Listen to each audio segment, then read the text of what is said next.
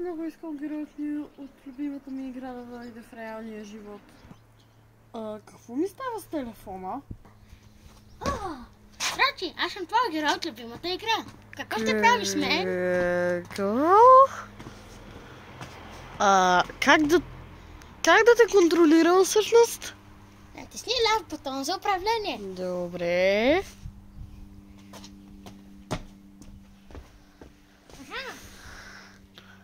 Къде отиде?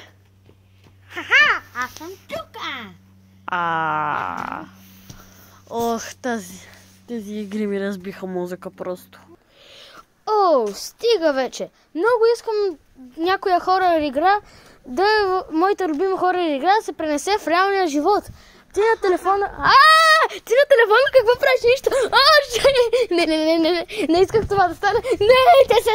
Тя ако ме захапя, не, чао. Да, така е. Искам играта, която играем да се пренесе в реалния живот. Най-скучното нещо.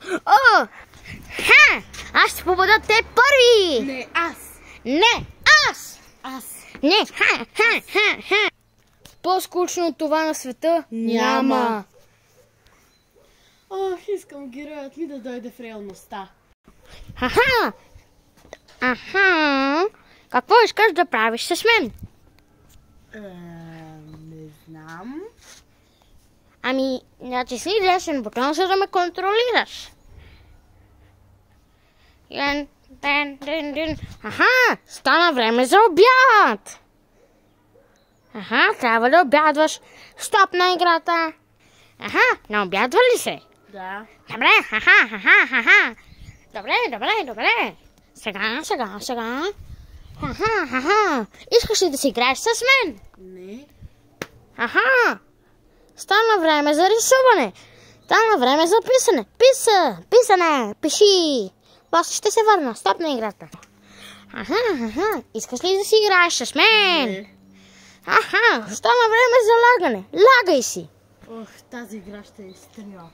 Но тази игра е много яка. Искам героят ми да дойде да се телепортира тук. Какво? Здравей. Да се телепортирам. Телепортирай се някъде. Добре. Какво? Чакай, мога ли да те управлявам? Да. Отиди там. Сега на там. Сега наскочи. И сега се телепортирай в дън земя. Какво? Мога ли да те сменя на момче, както в играта? Не. Добре, има такава функция.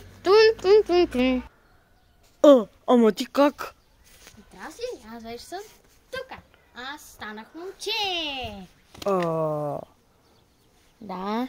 Ти си реален. Искаш да се телепортирам? Да.